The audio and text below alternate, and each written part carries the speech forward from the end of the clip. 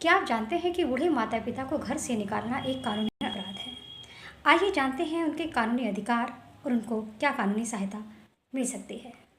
जब माता पिता बूढ़े हो जाते हैं तो उनका सबसे बड़ा सहारा उनके बच्चे होते हैं। उसी समय शायद उनको सबसे ज़्यादा ज़रूरत होती है जब वो चल फिर नहीं सकते, कहीं आ जा नहीं सकते, लैट्रिन बाथरूम का जाना भी बड़ा मुश्किल हो जाता है।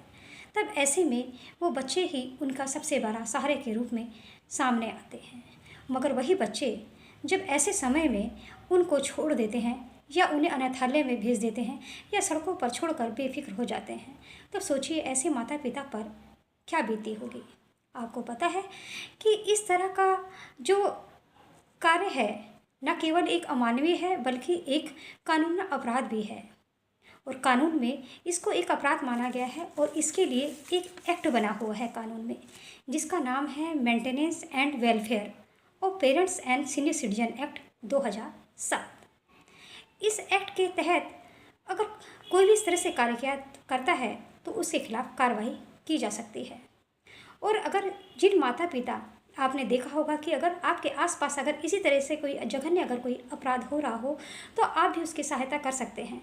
इसके लिए सबसे पहले वो जो सीनियर सिटीजन है उनकी तरफ से या वो खुद नज़दीकी जो कोई भी एसडीएम ऑफिस है वहाँ पर अपनी कंप्लेंट दे सकते हैं।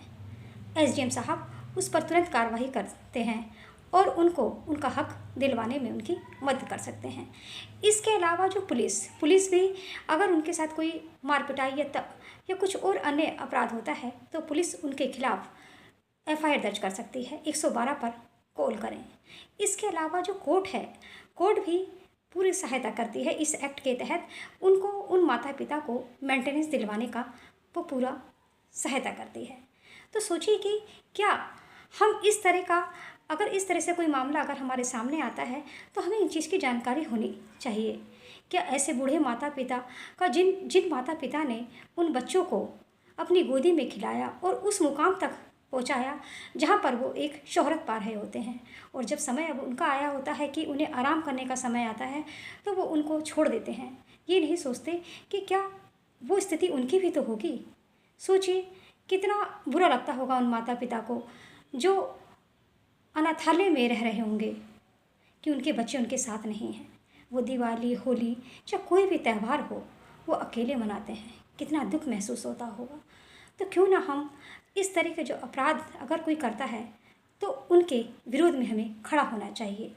आपको अगर मेरे विचार पसंद आते हैं तो मैं सफलता सिंह इंदु इसी तरह से उन सभी की आवाज़, महिलाओं की आवाज़, जो वो पुरुष हैं जिनके साथ नाइंसाफ़ी होती है, उनकी आवाज़ बन सकूँगी। इसलिए प्लीज़ मेरा आपसे एक रिक्वेस्ट है कि मुझे फॉलो करें, शेयर करें और कमेंट करके अपनी बात को ज़रूर बताएं कि ताकि उन लोगों की सहायता की जा सके या मैं आगे भी इस तरह के अपने जो राइट्स हैं आपको बता सकूं। जय भारत।